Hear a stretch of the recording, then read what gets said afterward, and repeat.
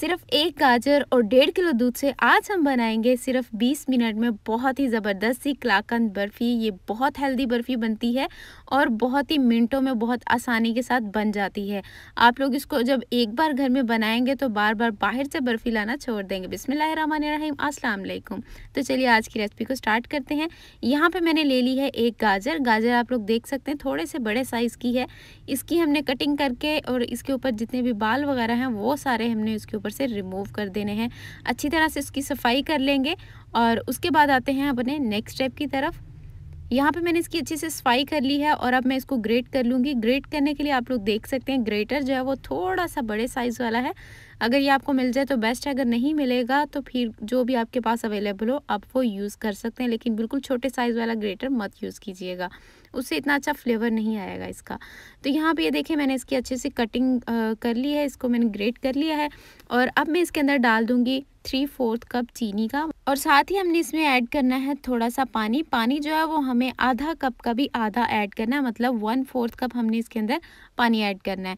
तो यहाँ पे मैंने इसको अच्छी तरह से जो है मिक्स कर दिया है और फ्लेम इसके नीचे मैंने ऑन कर दी है और अब हमने इसको तकरीबन 5 से 7 मिनट तक पकाना है ताकि गाजर जो है वो अच्छी तरह से गल जाए और इसका एक बहुत ही मज़ेदार सा ना मुरब्बा टाइप का बन जाएगा।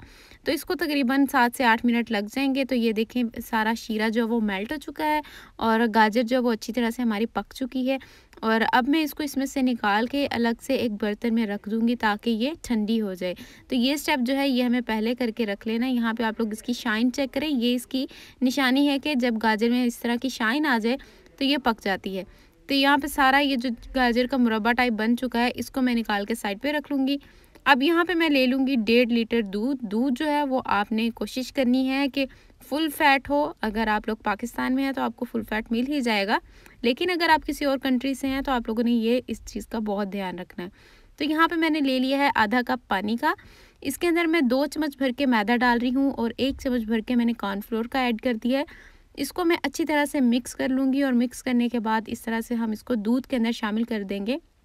इस तरह से थोड़ा सा हिला के इसको शामिल करूँगी ताकि कप के अंदर नीचे पैंदे में ये बैठा ना रहे। और अब हमने फ्लेम इसकी ऑन कर दी है और इसमें चम्मच हल्का हल्का हिलाएंगे। तो चम्मच जो है इस पॉइंट पे आपने इसमें साथ साथ हिलाते ही रहना है ताकि ये नीचे ना लगे। और अब यहाँ पे हमने इसके लिए खट्टा पानी तैयार करना है, जिसके लिए मैंने यहाँ पे आधे कप से थोड़ा कम पानी है और उसके बाद मैंने इसमें 5 चम्मच जो है वो सिरका के डाल दिए। तो अब जैसे इसमें बॉयल आने लगेगा, दूध अच्छी तरह से बॉयल हो जाएगा, फिर हमने इसके अंदर ये जो खट्टा पानी तैयार किया है वो डालना है। तो खट्टा पानी जो है वो आपने बहुत ज़्यादा नहीं डालना, इस चीज़ का आपने बड़ा ध्यान रखना है। तो अभी आगे चल के मैं आपको इसकी कुछ और ख़ास बातें भी बताऊंगी जिसका आपको बड़ा इसका ध्यान रखना है। तो आप लोग दूध देख लें, ये कच्चा था और अब जो है वो बिल्कुल इसमें बॉयल आ चुका है। तो अब मैं इसके अंदर जो है सिरका ऐड कर रही हूँ। तो सिरका जो वो आपने सारा एक साथ ही इसमें नहीं ऐड कर देना, थोड़ा थोड़ा करके शामिल करेंगे। तो ये भी आपको बताती हूँ कि आपने एक साथ क्यों नहीं डालना। सारा एक साथ डाल देंगे तो दूध जो है उसके खट्टे होने के चांसेस ज़्यादा हैं। तो ठीक है, इसलिए आपने इसको थोड़ा थोड़ा करके डालना है ताकि दूध जो है वो ज़्यादा खट्टा ना हो। तो यहाँ पे मैं इसमें 7-7 चम्मच भी हिलाती रहूँगी और यहाँ पे आपने ख़ास चीज़ का ध्यान रखना है कि दूध जो है वो हमारा बिल्कुल छोटे छोटे फुटरी की टाइप का फटना चाहिए। बड़े जैसा सोहन हलवा बनाते हुए हम दूध को फुटाते हैं वैसा नहीं फटना चाहिए, जिसमें पानी बिल्कुल अलग हो जाता है और दूध बिल्कुल अलग हो जाता है। वैसा हमें यहाँ पे नहीं चाहिए, हमें दूध को फुटाना है, लेकिन फुटकड़ी इसकी जो है वो बिल्कुल छोटी छोटी सी बननी चाहिए। अभी मैं आपको आगे दिखाती हूँ। तो पानी आपने इसी तरह से इसमें शामिल करना, थोड़ा थोड़ा करके। यहाँ पे ये देखें इस तरह का दूध जो है वो हमें फुटाना है बिल्कुल छोटी छोटी फुटकरी में। तो इसके लिए आप जो है नींबू का यूज़ भी कर सकते हैं, सिरका नहीं है अगर आपके पास। तो यहाँ पे ये देखें दूध अच्छी तरह से फट चुका है। तो अब मैं इसके नीचे फ्लेम जो है उसको मीडियम लो कर दूँगी और इसके अंदर हम आधा कप की जितनी चीनी ऐड कर देंगे। चीनी आपने ज़्यादा नहीं इसमें डालनी, तो इसमें कम ही चीनी अच्छी लगती है क्योंकि हमने जो पहले गाजर का मुरब्बा बनाया उसमें काफ़ी सारी चीनी है। तो अब हम ये जो दूध है इसके अंदर चीनी कम ही रखेंगे। तो यहाँ पे देखिए अब हमने इसको पकाना है। तो इसको अब हम इतना पका लेंगे कि इसका एक अच्छा सा खोया टाइप सा तैयार हो जाए। तो इस तरह से जब आप इसको बनाएंगे तो इसका टेस्ट और इसका टेक्सचर जो है वो बहुत लाजवाब आएगा। मैं इसके अंदर घी ऐड कर रही हूँ, देसी घी अगर आपके पास हो तो आप वो भी ऐड कर सकते हैं। 2 चम्मच यहाँ पे मैंने इसके अंदर घी ऐड कर दिया है। तो अगर आप देसी घी ऐड करेंगे तो उसका फ्लेवर, उसका टेस्ट ज़्यादा मज़े का आएगा। तो यहाँ पे आप लोग देख सकते हैं तकरीबन इसमें सारा पानी जो है वो ड्राई हो चुका है और इसकी मैं अच्छी से भुनाई कर लूँगी। इस प्रोसेस को तकरीबन मुझे 15 मिनट लग गए हैं। 15 मिनट में ये सारा प्रोसेस जो है वो बन के तैयार हो गया है। तो यहाँ पे देखिए इसमें से ऐसे जब बबल बनना स्टार्ट हो जाएंगे मीन्स कि ये डन हो चुका है। तो अब हमने इसके अंदर जो नेक्स्ट चीज़ डालनी है वो मैं आपको बताती हूँ।